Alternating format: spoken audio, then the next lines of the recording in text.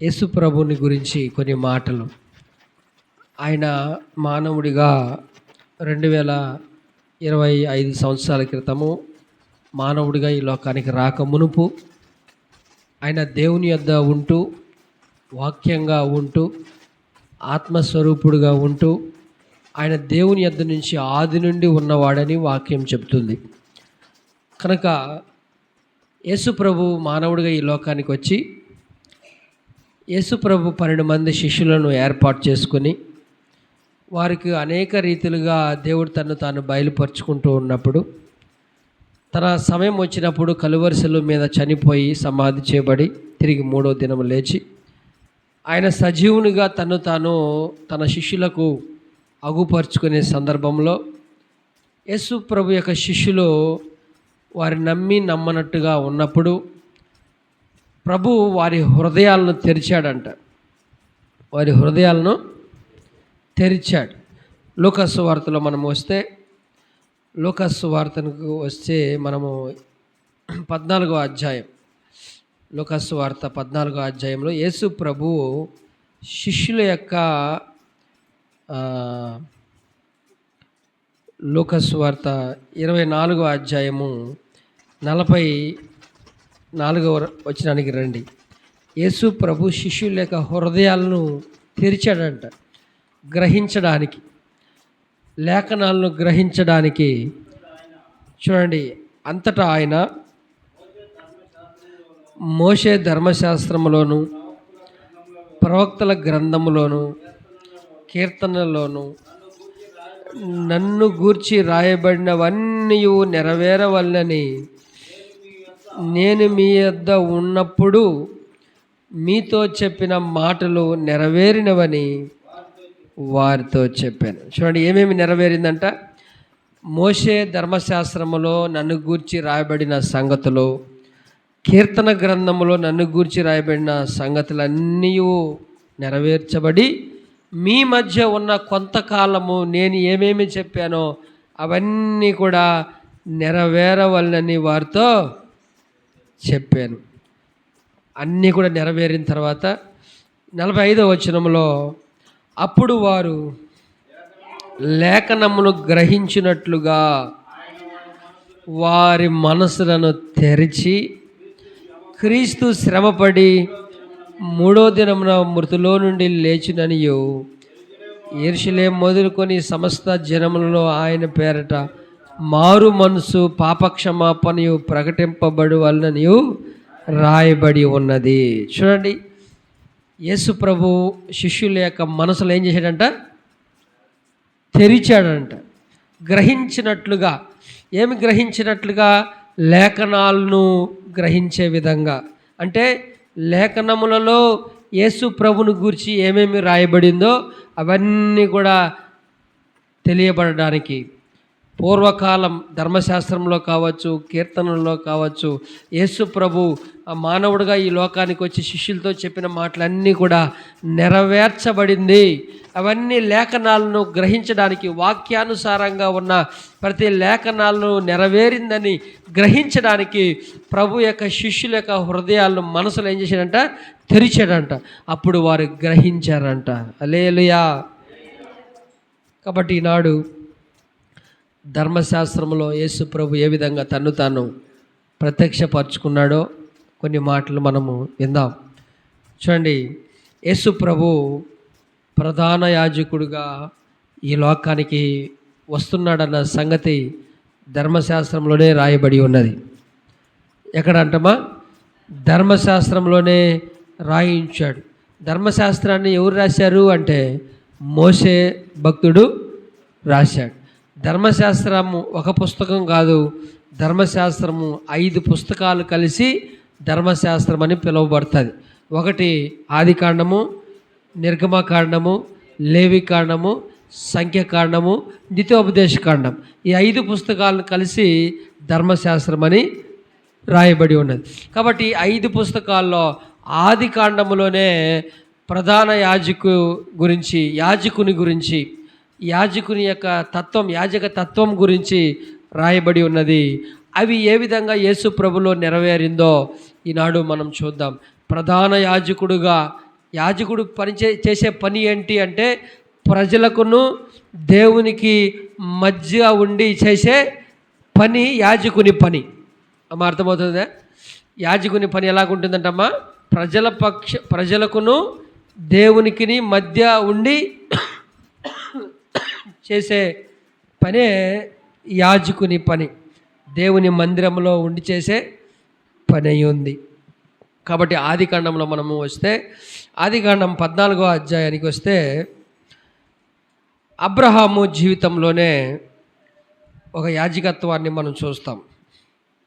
ఆదికాండం 14వ అధ్యాయం. ఈ సందర్భం ఎలాగుంటుందంటే, దేవుడు అబ్రహామును పిలిచిన తర్వాత వారి దేశాన్ని వదిలిపెట్టి కనాను దేశానికి అబ్రహాము బయలుదేరి వచ్చాడు. వస్తూ తనతో పాటు తన తమ్ముడు సహోదరుడైన లోతును కూడా తీసుకొని వచ్చాడు. కొన్నాళ్ళ తర్వాత అబ్రహాము ఆస్తి ఎక్కువ ఉండింది, లోతు ఆస్తి కూడా ఎక్కువైపోవడం కారణం చేత ఇద్దరూ కలిసి నివసించలేనంత పరిస్థితి ఏర్పడిపోయింది. అంటే అబ్రహాము ఆస్తి ఎక్కువగా ఉంది, లోతు యొక్క ఆస్తి కూడా ఎక్కువగా ఉంది. ఆనాడు ఆస్తులు ఎలాగ ఉన్నాయంటే గొర్రెలు, మేకలు, ఎడ్లు, ఒంటెలు ఇలాగ ఉండేది ఆస్తులు. కాబట్టి ఒకనాడు అబ్రహాము గొర్రెల కాపర్లకి, లోతు యొక్క గొర్రెల కాపర్లకి వివాదం ఏర్పడిపోయింది. ఎందుకు? కలిసి నివసించలేనంత ఆస్తి వారికి ఉండిపోయింది. ఇలాగ గొడవ వస్తే వాళ్ళిద్దరూ సర్దుమానం చేసుకొని ఒక తీర్మానానికి వచ్చి, నువ్వు ఒకవైపు వెళితే నేను మరొక వైపు వెళ్తానని ఈ రీతిగా ఇద్దరు వేరు పడిపోయారు. ఆ సందర్భంలో లోతు సొదొమ గొమొర పట్టణము వైపు వెళ్ళాడు, అబ్రహాము కనాను దేశం వైపు వెళ్ళాడు. కాబట్టి కొన్నాళ్ళ తర్వాత లోతు ఉన్న ప్రదేశం ఏదైతే ఉందో, అంటే సొదొమ గొమొర ఇక చుట్టుపక్కల ప్రాంతం, ఆ ప్రాంతానికి యుద్ధాలు ఏర్పడింది. రాజు ఒక దానిపైన మరొక రాజు యుద్ధం చేయడం మొదలైంది. అలాంటి సందర్భంలో ఒక రాజు లోతు ఉన్న సొదొమ గొమొర ఇంకా కొన్ని పట్టణాలు జయించి వాటిలో ఉన్న ఆస్తి అంతా కూడా, వాటిలో ఉన్న ప్రజలందరూ కూడా పట్టుకొని వెళ్ళిపోయాడు ఒక రాజు జయించి. ఈ సమాచారము అబ్రహామునకు తెలియపరిచాడు. ఇదిగో నీ బంధువుడు ఉన్న సొదొమ గొమొర పట్టణ ఆ గ్రామం అంతా కలిసి ఒక రాజు జయించుకొని పట్టుకొని వెళ్ళిపోతున్నాడు. ఆ పట్టణం యొక్క ఆస్తి అంతా కూడా, నీ లోతును కూడా, వారి భార్యలను, వారి పిల్లలను, వాళ్ళ ఆస్తిని అంతా కూడా పట్టుకొని వెళ్ళిపోతున్నారని ఒక వ్యక్తి అబ్రహామునకు సమాచారం అందించాడు. అబ్రహాము నేరుగా చూడండి, వెంటనే అబ్రహాము తన మనుషులను చేత పట్టుకొని, ఆదికాండం 14వ అధ్యాయం అంతా కూడా ఇవి రాయబడి ఉంటుంది. మనము 11వ వచనం నుంచి కొన్ని మాటలు చదువుదాం. 14వ అధ్యాయము 11. అప్పుడు వారు ఆస్తి యావత్తును భోజన పదార్థములన్నీ పట్టుకొని పోయిరి. చూడండి, ఆ పట్టణం మీద పడిన రాజు జయించి ఆ సొదొమ గొమొర ఆస్తిని అంతా కూడా, భోజన వస్తువులంతా కూడా పట్టుకొని వెళ్ళిపోతూ ఉన్నాడు. మరియు అబ్రహాము సహోదరుని కుమారుడైన లోతు సొదొమలో కాపురం ఉండెను గనుక అతని ఆస్తిని పట్టుకొని పోగా, తప్పించుకున్న ఒకడు వచ్చి హెబ్రీయుడైన అబ్రహామునకు ఆ సంగతి తెలిపెను. అప్పుడతడు ఎఫ్కోలు సహోదరుడును ఆనేరు సహోదరునైన మమ్రే అను అమోరీయుని ఏలోను వనములో కాపురం ఉండెను. వీరు అబ్రహాముతో నిబంధన చేసుకుని వారు. అబ్రహాము తన తమ్ముడు చెరపట్టబడినని విని తన ఇంట పుట్టి అలవర్చబడిన 318 వెంట పెట్టుకొని దాను మట్టుకు ఆ రాజును తరిమెను. రాత్రివేళ అతడును అతని దాసులను వారికి ఎదురుగా మొనలు తీర్చి వారిని కొట్టి దమస్కునకు ఎడమ తట్టున్న హోబా మట్టుకు తరిమిరి. ఆస్తి యావత్తు తిరిగి తెచ్చి తన తమ్ముడైన లోతును అతని ఆస్తిని, స్త్రీలను, ప్రజలను తిరిగి తీసుకొని వచ్చాను. అతడు కదొర్లాయోమేరను అతనితో కూడానున్న రాజులను ఓడించి తిరిగి వచ్చినప్పుడు సొదొమ రాజు అతన్ని ఎదుర్కొనుటకు రాజులోయ అను షావేలోయ మట్టుకు బయలుదేరి వచ్చెను. మరియు షాలేము రాజైన మెల్కీసెదకు రొట్టెను ద్రాక్షారసమును తీసుకొని వచ్చెను. అతడు సర్వోన్నతుడగు దేవుని యాజకుడు. హల్లెలూయా. జయించి అనగా ఏ రాజు అయితే తన తమ్ముడు కొడుకైన యొక్క లోతు తన ఆస్తిని, తన భార్యలను, పిల్లలను, అంత మాత్రమే కాదు సొదొమ గొమొర ఆస్తిని అంతా పట్టుకొని వెళ్ళిపోతుండగా అబ్రహాము వెళ్ళి తనతో ఉన్న 318 మంది మనుషుల చేత జయించి అతడు పట్టుకెళ్ళిపోతున్న ఆస్తిని, ప్రజలను అందరూ కూడా తీసుకుని వస్తున్నప్పుడు షాలేము రాజైన మెల్కీసెదకు అనే రాజు ఎదురుపడి అతనికి, అబ్రహాముకి ఏం తీసుకొస్తున్నాడంట? రొట్టెను ద్రాక్షారసం. 18వ వచనంలో చదివితే, మరియు షాలేము రాజైన మెల్కీసెదకును రొట్టెను ద్రాక్షారసమును తీసుకుని వచ్చెను. అతడు ఎవరంట? సర్వోన్నతుడగు దేవుని యాజకుడు. హల్లెలూయా.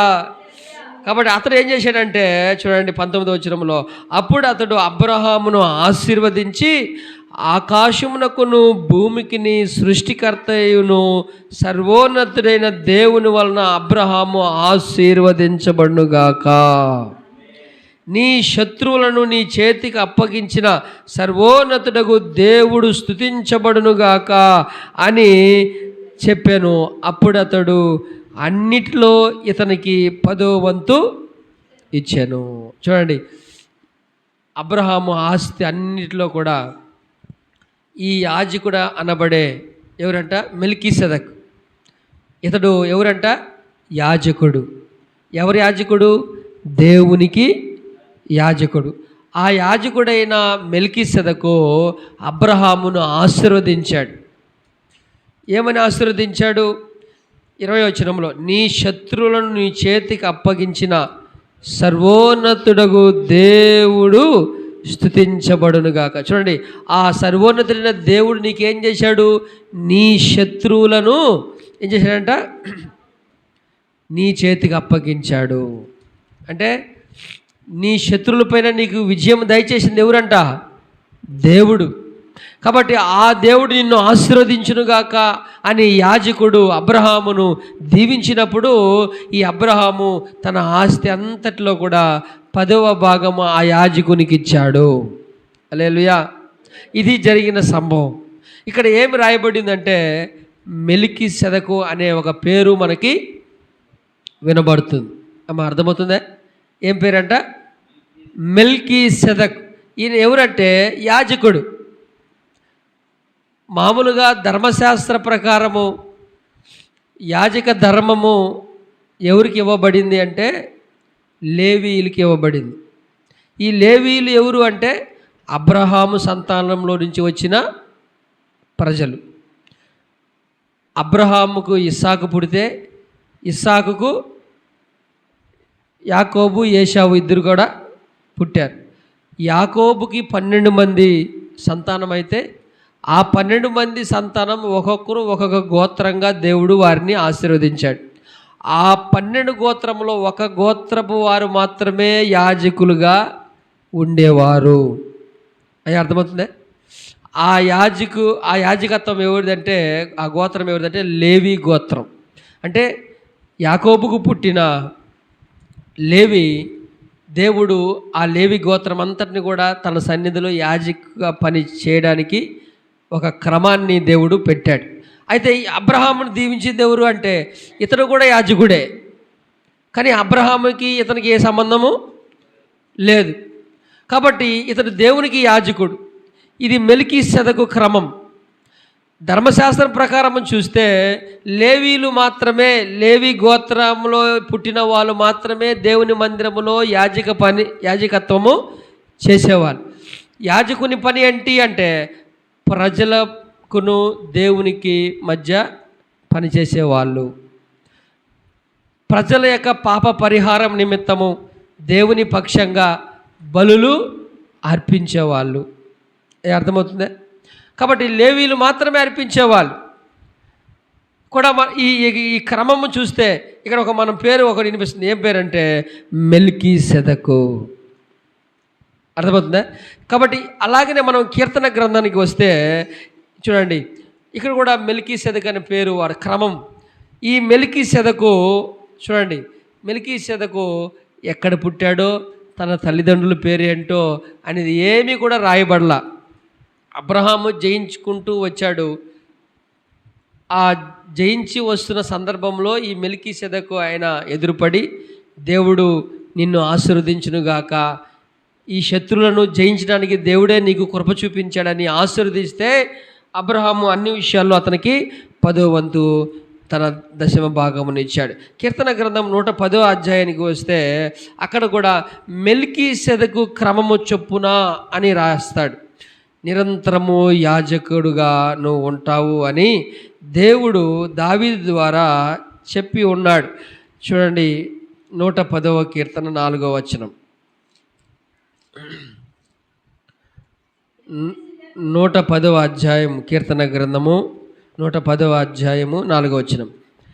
మెల్కీసెదకు క్రమము చొప్పున నీవు నిరంతరము యాజకుడై ఉందువని యెహోవా ప్రమాణపూర్వకంగా ప్రమాణము చేసి ఉన్నాడు, ఆయన మాట తప్పడు.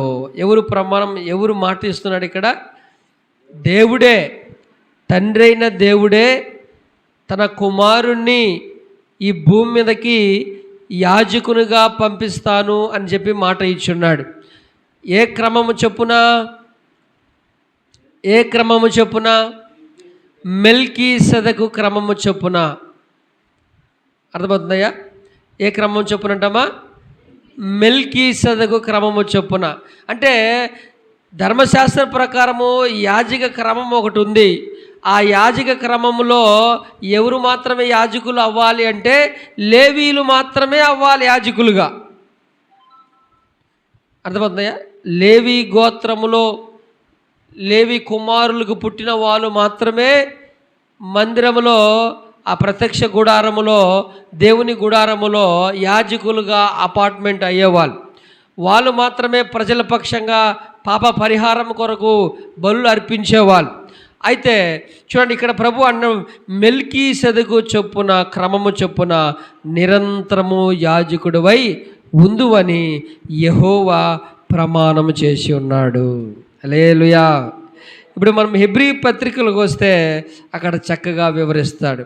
హెబ్రీ గ్రంథకర్త హెబ్రీలకు రాసిన పత్రికలో 7వ అధ్యాయానికి వస్తే చూడండి, యేసు ప్రభు ఏ విధంగా యాజకుడిగా, ఏ క్రమము చొప్పున యాజకుడిగా వచ్చాడో చక్కని మాటలు యేసు ప్రభు చూడండి. పాత నిబంధనలో ఏ విధంగా తను తాను కనపరుచుకున్నాడో ధర్మశాస్త్రంలో. యేసు ప్రభు 2025 సంవత్సరాలు క్రితము మానవుడిగా వచ్చాడు, కానీ ఆది నుండి తాను అక్కడక్కడ తాను బయలుపరుచుకుంటూ వస్తున్నాడు. 7వ అధ్యాయము ఇవన్నీ కూడా యేసు ప్రభు యాజకత్వాన్ని గురించి చెప్పబడిన మాటలు. ఇవన్నీ కూడా ఆయన ఎలాగ నియమించబడ్డాడు, యాజకునిగా ఎలాగ నియమించబడ్డాడు చూడండి. మొదటి నుంచి చదువుదాం. హెబ్రీలు రాసిన పత్రిక 7వ అధ్యాయం మొదటి నుంచి. రాజులను సంహారము చేసి తిరిగి వచ్చుచున్న అబ్రహామును ఎవడో కలుసుకొని అతనిని ఆశీర్వదించెనో, ఎవనికి అబ్రహాము అన్నిట్లో 10వ వంతు ఇచ్చెనో, ఆ షాలేము రాజును మహోన్నతుడగు దేవుని యాజకుడైన మెల్కీసెదకు నిరంతరము యాజకుడుగా ఉన్నాడు. అతని పేరునకు మొదట నీతికి రాజనియు తర్వాత సమాధానపు రాజనియు అర్థం ఇచ్చటి షాలేము రాజని అర్థం. అతడు తండ్రి లేనివాడును తల్లి లేనివాడును వంశావళి లేనివాడును, జీవిత కాలమునకు ఆది అయినను జీవమునకు అంతమైనను లేనివాడినై ఉండి దేవుని కుమారుని పోలి ఉన్నాడు. హల్లెలూయా. చూడండి, ఇవన్నీ కూడా మనం చదువుకున్నాం లేదా? ఆది కాండంలో అబ్రహాము తన లోతు యొక్క ఆస్తిని పట్టుకు వెళ్ళిపోతున్నాడని విని, ఎవరైతే పట్టుకుని వెళ్ళిపోతున్నాడో ఆ రాజు పైన యుద్ధము చేసి అతను పట్టుకెళ్తున్న ఆస్తిని అంతా తిరిగి తెస్తున్న సందర్భంలో ఈ మెల్కీసెదెకు షాలేము రాజు ఎదురుపడి రొట్టెను ద్రాక్షరసము తీసుకొచ్చి అబ్రహాముని ఆశీర్వదించాడు. కాబట్టి ఆ యాజకుడు, దేవుని యాజకుడు, అతనికి ఏమేమి ఇవ్వలేదంట చూడండి. అతని వంశం గురించి రాయలేదు. ఇప్పుడు మనం 3వ వచనంలో చివర 3 లైన్ చదివితే అతని గురించి రాయబడింది. అతడు తండ్రి లేని వాడును, తల్లి లేని వాడును, చూసారా, వంశావళి లేనివాడును, జీవిత కాలమునకు ఆది అయినను జీవమునకు అంతమైనను లేనివాడు. అంటే ఈ మెల్కీసెదెకు యొక్క చరిత్ర రాయబల్ల. మెల్కీసెదెకు ఆయనకి ఎవరికి పుట్టాడో, వారి తల్లి పేరు ఏంటి, వారి తండ్రి పేరు ఏంటి, ఆయన ఊరు పేరు ఏంటి, ఆయన యొక్క ఎప్పుడు పుట్టాడో ఈ వివరాలన్నీ కూడా రాయబల్ల. అంటే అర్థం ఏంటి అంటే ఆయన నిరంతరము జీవించుచున్నాడని ఒక అర్థం చెప్తుంది మనకి.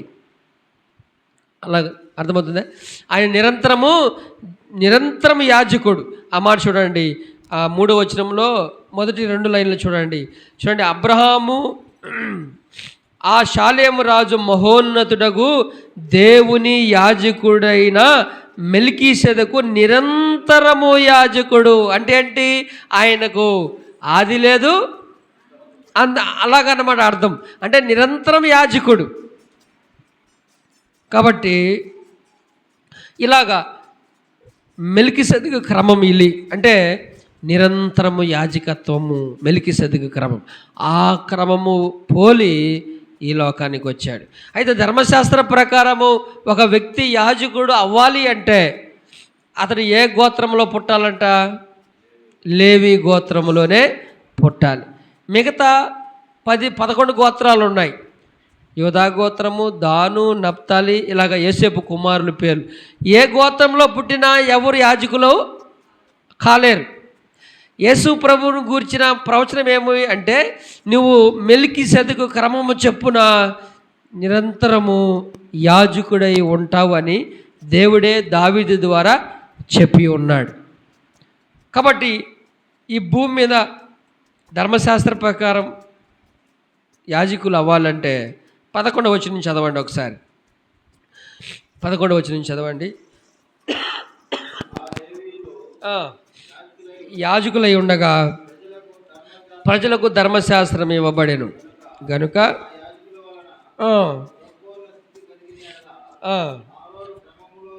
అహరోను క్రమములో చేరిన వాడని చెప్పబడక మెల్కీసెదెకు క్రమము చొప్పున వేరొక యాజకుడు రావాల్సిన అవసరమేమి? యాజకులు మార్చబడిన ఎడల అవశ్యముగా యాజక ధర్మము సహా మార్చబడును. ఎవని గూర్చి ఈ సంగతులు చెప్పబడినో వేరొక గోత్రములో పుట్టెను. ఆ గోత్రములో వాడు ఎవరును బలిపీఠమునొద్ద పరిచర్య చేయలేదు. మన ప్రభువు యూదా సంతానమందు జన్మించుట స్పష్టమే. ఆ గోత్ర విషయంలో యాజకులను గూర్చి మోషే ఏమీయూ చెప్పలేదు. శరీరానుసారముగా నెరవేర్చబడు ఆజ్ఞ గల ధర్మశాస్త్రమును కాక నాశనము లేని జీవమునకున్న శక్తిని బట్టి నియమింపబడి మెల్కీసెదెకు పోలిన వాడైన వేరొక యాజకుడు వచ్చి ఉన్నాడు. కావున మరింత విషదమై ఉన్నది. ఎలయనగా నీవు నిరంతరము మెలికీసెదకు క్రమము చొప్పున యాజకుడై ఉన్నావు అని ఆయన విషయమైన సాక్ష్యము చెప్పబడెను. హల్లెలూయా. యేసు ప్రభు యూదా గోత్రంలో పుట్టాడు. ఆ గోత్రంలో ఎవరు కూడా యాజకునిగా చేసిన దాఖలాలు లేవు. బలిపీఠం వద్ద కానీ బలులు అర్పించే పని కానీ ఈ యూదా గోత్రానికి కానీ మిగతా గోత్రానికి ఎవ్వరు కూడా అవకాశమే లేదు. అలాంటి పని చేయాలంటే ఏ గోత్రంలో పుట్టాలి? లేవి గోత్రంలోనే పుట్టాలి. కానీ యేసు ప్రభు యూదా గోత్రంలో పుట్టాడు కదా అని కానీ యేసు ప్రభు వచ్చిన క్రమం ఏ క్రమం అంట? మెల్కీసెదకు క్రమము. హల్లెలూయా. ఆయన అపాయింట్ చేసింది ఎవరు అంటే దేవాది దేవుడే. నిబంధన, వాగ్దానం. ఏమి వాగ్దానం? 17వ వచనములో నీవు నిరంతరము మెల్కీసెదకు క్రమము చొప్పున యాజకుడివై ఉన్నావు ఆయన విషయమై చెప్పిన సాక్ష్యము, ఆయన గురించి ఆల్రెడీ వాగ్దానాలు ఉన్నాయి. చూడండి 18వ వచనంలో ధర్మశాస్త్రము దేనికి సంపూర్ణ సిద్ధి కలగ చేయలేదు గనుక ముందు ఇవ్వబడిన ఆజ్ఞ బలహీనమైనందునను నిష్ప్రయోజనమైనను అది నివారణ చేయబడి ఉన్నది. చూడండి, ధర్మశాస్త్ర విషయంలో అంట పాపము యొక్క నివారణ సాధ్యమే లేదు. అంటే మనుషుల్లో ఉన్న పాపాన్ని తీసివేయడానికి సాధ్యము కానిది ధర్మశాస్త్రం. అందుకనే ఆ ధర్మశాస్త్రము దేవుడు నివారణ చేశాడు. అంటే ఏంటి? ఆ బలులన్నీ కూడా దేవుడు ఎత్తేసాడు. దానివల్ల ఏ ప్రయోజనము లేదు. ఆ యాజకులు ఏం చేసేవాళ్ళు? ప్రజలు పాప పరిహారం కొరకు గొర్రెలు, ఎడ్లు, మేకలు తీసుకొస్తే ఆ యాజకులు బలి అర్పించేవాళ్ళు. కానీ వారి పాపం పోయేదా అంటే పోయే ప్రసక్తి లేదు. కాబట్టి ధర్మశాస్త్రం వలన ఏ పని కూడా అంటే పాప నివారణ జరగలేదు. కాబట్టి తర్వాత ఏమొచ్చిందంట?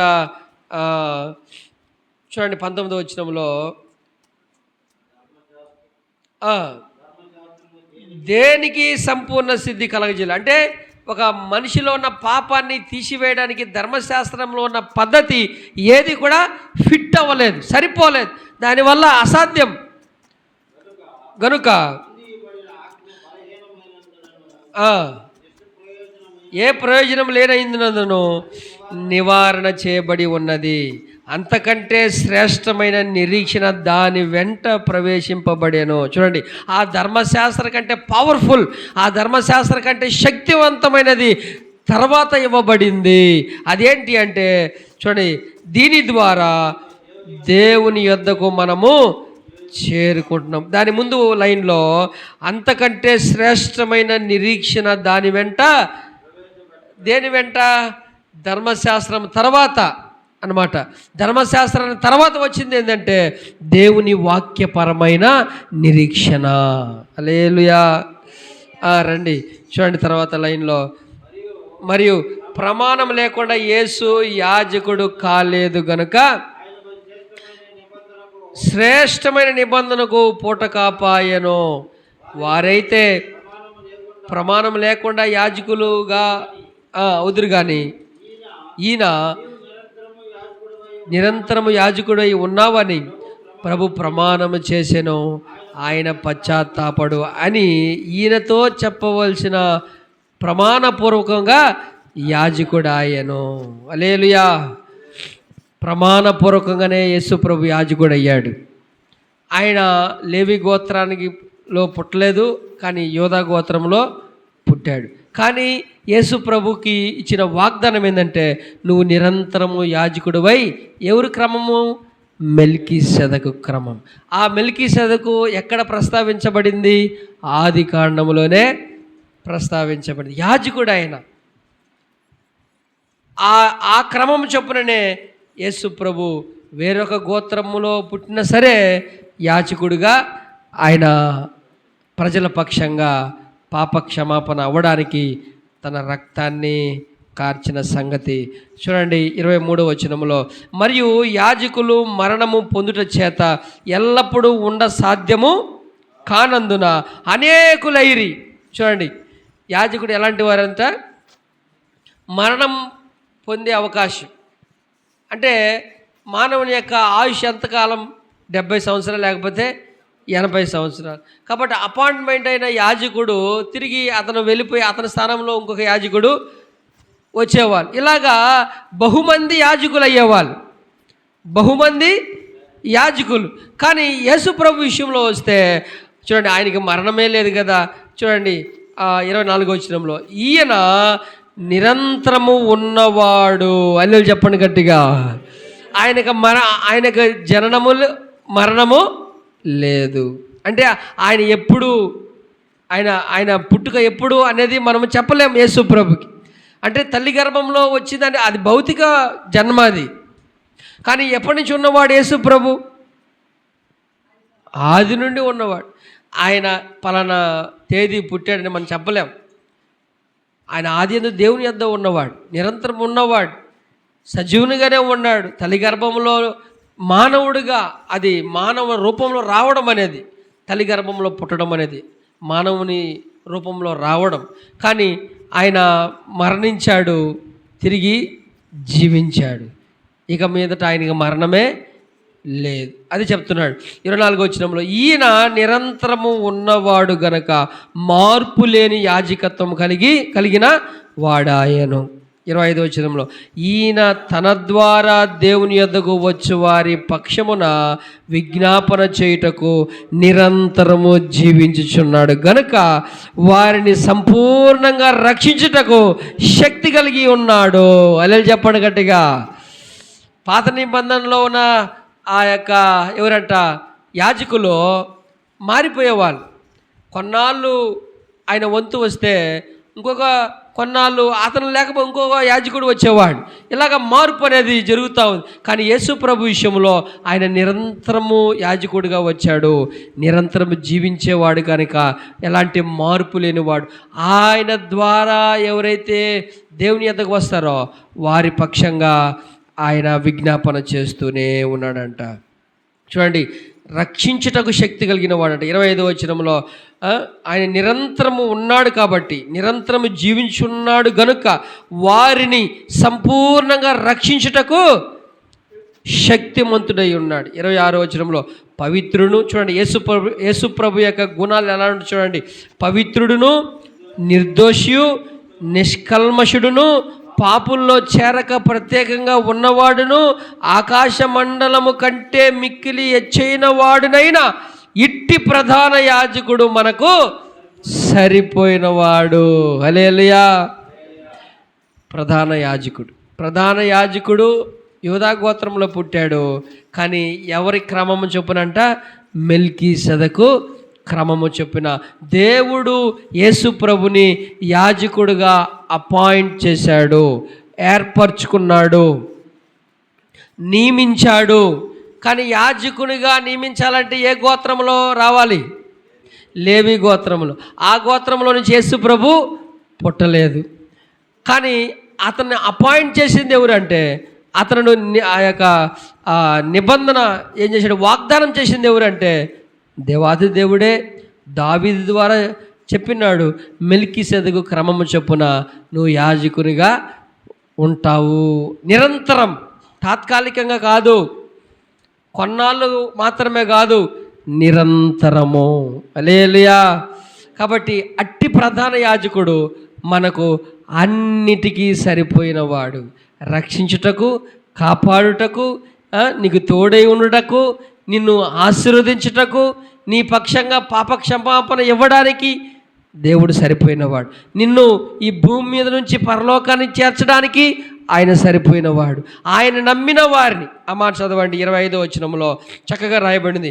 ఈయన ద్వారా, చూస్తున్నారా వాక్యం చూడండి ఒకసారి, 25వ వచనంలో, ఈయన ద్వారా దేవుని యొద్దకు వచ్చు వారికి వారి పక్షమున విజ్ఞాపన చేయుటకు నిరంతరము జీవించున్నాడు గనుక వారిని, ఎవరిని? నమ్మిన వారిని రక్షించుటకు శక్తిమంతుడై ఉన్నాడు. కాబట్టి ఇట్టి ప్రధాన యాజకుడు మనకు సరిపోయినవాడు. 27వ వచనంలో చదవండి. ధర్మశాస్త్రము బలహీనత గల మనుషులను యాజకులుగా నియమించును కానీ ధర్మశాస్త్రమునకు తర్వాత వచ్చిన ప్రమాణపూర్వకమైన వాక్యము నిరంతరము సంపూర్ణ సిద్ధి పొందిన కుమారుని నియమించిన, అంటే పరిపూర్ణమైన వ్యక్తిని నియమించిన. బలహీనమైన వాడు కాదు యేసు ప్రభు. నిన్ను నన్ను రక్షించే బలమైన దేవుడే యేసు ప్రభు. అయితే ధర్మశాస్త్రం అయితే బలహీనమైన మనుషుల్ని యాజకులుగా నియమిస్తుంది, కానీ దేవుడు నియమించిన వ్యక్తి అయిన తన కుమారుడు అన్నిటికీ సరిపోయినవాడు. హల్లెలూయా, అన్నిటికీ సరిపోయినవాడు. కాబట్టి చూడండి, ఈయన ప్రధాన యాజకుల వలె మొదట తన సొంత పాపముల కొరకు, తర్వాత ప్రజల పాపము కొరకు దినము బళ్ళు అర్పింపవలసిన అవసరత గలవాడు కాడు. తన్ను తాను అర్పించుకున్నప్పుడు ఒక్కసారే ఈ పని చేసి ముగించెను. హల్లెలూయా. చూడండి, ఆ యాజకులు ఏం చేసేవాళ్ళంటే మొదట తన పాపముల కొరకు, తర్వాత ప్రజల పాపం కొరకు బలి అర్పించి ప్రత్యక్ష గుడారం దగ్గరికి లోపలికి తీసుకుని వచ్చేవాళ్ళు. ఒకసారి చదవండి, 9వ అధ్యాయానికి రండి. ఒకసారి 9వ అధ్యాయానికి వస్తే 7వ వచనం చదవండి. 9వ అధ్యాయం ఎబ్రీయులు రాసిన పత్రిక. ప్రధాన యాజకులు ఏం చేసేవాళ్ళంట, సంవత్సరానికి ఒకసారి, సంవత్సరమునకు ఒక్కసారి మాత్రమే ప్రధాన యాజకుడు ఒక్కడే రక్తము చేత పట్టుకొని రెండవ గుడారములోనికి ప్రవేశించెను. ఆ రక్తము తన కొరకును, ఒకసారి చూడండి, తన కొరకు అంటే తన వ్యక్తిగత పాపము కొరకు, తర్వాత ప్రజల అజ్ఞాన కృతముల కొరకును అర్పించును. అవునా కదా? ప్రధాన యాజకుడు చేసే పని ఏంటనయ్యా, ముందు తన పాపము కొరకు, తర్వాత ప్రజల పాపము కొరకు అర్పించి ఆ రక్తం తీసుకువచ్చి అతి పరిశుద్ధ స్థలమైన ఇక్కడ ఉంటుంది ఏంటి, నిబంధన మందసం, అక్కడ ఆ రక్తమును చమిరి ప్రజల పాపం కొరకు, తన పాపముల కొరకు అక్కడ చూపించేవాడు రక్తం. అది తాత్కాలికమైన పద్ధతి. ఇప్పుడు రండి 7వ అధ్యాయంలో ఏం చెప్తున్నాడంటే, 7వ అధ్యాయం చివరి వచనంలో ఏం చెప్తున్నాడంటే, చదవండి అయ్యా, చివరి వచనం 7వ అధ్యాయం. ధర్మశాస్త్రము బలహీనమైన మనుషులను యాజకులుగా నియమించును కానీ ధర్మశాస్త్రము తరువాత వచ్చిన ప్రమాణపూర్వకమైన వాక్యము నిరంతరము సంపూర్ణ సిద్ధి పొందిన కుమారుని నియమించెను గనక ఈయన, ఇప్పుడు చూడండి, ప్రధాన యాజకుల వలె మొదట తన సొంత పాపముల కొరకు, తరువాత ప్రజల పాపము కొరకును దినదినమును బలులు అర్పింపవలసిన అవసరత గలవాడు కాడు. తన్ను తాను అర్పించుకున్నప్పుడే ఒక్కసారే ఈ 2 పనులు చేశాడు. హల్లెలూయా. ప్రజల పాపము కొరకు ఈ యాజకులైతే ఆ జంతువుల యొక్క రక్తము అర్పించే వాళ్ళు తాత్కాలికంగా, అయితే యేసు ప్రభు అయితే తన సొంత రక్తమును పాప క్షమాపణ కొరకు అర్పించాడు. తన ద్వారా ఎవరైతే వస్తారో వారిని దేవుని రాజ్యానికి తీసుకెళ్ళే శక్తి కలిగిన వాడు. తన ద్వారా ఎవరైతే దేవుని యొద్దకు వస్తారో వారి పక్షాన విజ్ఞాపన చేసే దేవుడు, నిరంతరం ఉన్నే దేవుడు కనుక ఆయన శక్తిమంతుడు. ఇట్టి ప్రధాన యాజకుడు మనకు అన్నిటికీ సరిపోయినవాడు. హల్లెలూయా. యేసు ప్రభు యొక్క శిష్యులు ఆయన పునరుద్ధానమైన తర్వాత, ఆయన తిరిగి లేచాడు అనే సందేహంతో ఉన్నప్పుడు వారి మనసులను ప్రభు తెరిచాడంట. దేనికి? లేఖనాలను గ్రహించడానికి, లేఖనంలో రాయబడిన మాటలు అర్థం చేసుకోవడానికి. ఆ మాటలు ఏ విధంగా రాయబడి ఉంది? ఆది అందే యాజకుని యొక్క పని గురించి రాయబడి ఉంది. యాజకుడుగా, ప్రధాన యాజకుడుగా మెల్కీసెదెకు క్రమము చొప్పున యేసుప్రభు ఈ లోకానికి చేయాల్సిన పని, ఆయన ఈ లోకానికి ప్రధాన యాజకుడిగా వస్తాడు. ప్రజల పాపముల కొరకు తను తాను అర్పించుకొని ఆయనే రక్తమును కార్చి ఆయనే తిరిగి లేచే దేవుడని ముందుగానే రాయబడి ఉన్నది. ప్రజల పాప పక్షము నిమిత్తం ఆయన రక్తం చిందిస్తాడని, ఆ యాజకుడే ఈ లోకానికి వచ్చి చేస్తాడని రాయబడినట్లుగా లేఖనాలు గ్రహించే విధంగా శిష్యుల యొక్క మనసును తెరిచాడు. అప్పుడు వాళ్ళు గ్రహించారంట. హల్లెలూయా. కాబట్టి ఈనాడు కూడా యేసు ప్రభు శిలువ మాటలు మనం గ్రహిస్తున్నాం. యేసు ప్రభు ఆదిలో తన్ను తాను ఏ విధంగా బయలుపరుచుకుంటూ వచ్చాడో కొన్ని మాటలు మనం చూసాం. కాబట్టి మెల్కీసెదెకు క్రమము చొప్పున యాజకుడిగా, ప్రధాన యాజకుడిగా యేసు ప్రభు ఈ లోకానికి వచ్చి ప్రజల పక్షంగా, ప్రజల పాప నివారణ కొరకు ఆయన చేసిన పని అంతటి కూడా చేసి ముగించాడు. చివరి వచనం ఒకసారి చదువుకుందాం. ఒకసారి తిమోతి రాసిన మొదటి పత్రిక 2 ఒకసారి. దేవునికిని ప్రజలకు మధ్యవర్తిగా యేసు ప్రభు తన్ను తాను కార్చిన రక్తాన్ని ఒకసారి జ్ఞాపం చేసుకోండి. చూడండి, తిమోతి రాసిన మొదటి పత్రిక 2వ అధ్యాయంలో చూస్తే మనము 5వ వచనం 6వ వచనం చదవండి. దేవుడు ఒక్కడే. చూడండి, ఎవరెవరికంట? దేవునికిని నరులకును మధ్యవర్తి ఒకడే, ఆయనే క్రీస్తు యేసును నరుడు. ఈయన అందరి కొరకు విమోచన క్రయధనముగా తన్ను తానే అర్పించుకొనెను. దీని గూర్చిన సాక్ష్యము యుక్త కాలమందు మనకి ఇవ్వబడిన. చూడండి, ఈయన విమోచన, అందరి విమోచన క్రయధనముగా, అందరి విమోచన, అందరి ఈ సర్వభూమిలో ఉన్న మానవులందరి విమోచన కొరకు తన రక్తాన్ని క్రయధనముగా చెల్లించాడు. దేవునికిని ప్రజలకు మధ్యవర్తిగా, ప్రధాన యాజకుడిగా దేవుడు ఆయన్ని యాజకునిగా నియమించి ఈ లోకానికి పంపించాడు. పాపము నుండి మనలను విముక్తి చేయడానికి ఎవరి పని అయ్యింది? యాజకుని పని అయ్యింది. అయ్యా, యాజకులు ఏం చేసేవాళ్ళంట? ప్రజల పక్షంగా పాప నివారణ చేసేవాళ్ళు. ఇప్పుడు ప్రజల పాపాన్ని తీసివేసింది ఎవరంట? యేసు ప్రభు. కాబట్టి ప్రధాన యాజకుడిగా ఈ లోకానికి వచ్చి మన పాపముల కొరకు ఆయన జంతువుల రక్తమును వధించలేదు, మేకల రక్తాన్ని వధించలేదు, తన సొంత రక్తాన్నే మన కొరకు ధారపోశాడు. ఇట్టి ప్రధాన యాజకుడు మనకు సరిపోయినవాడు. ఆయన ద్వారా మనం ఎవరైతే విశ్వసిస్తారో వారు పాప క్షమాపణ పొందుకొని పాపము నుండి విముక్తి పొంది నిత్య రాజ్యమైన పరలోక రాజ్యానికి చేరుకుంటారు. దేవుడి మాటలు దీవించునుగాక.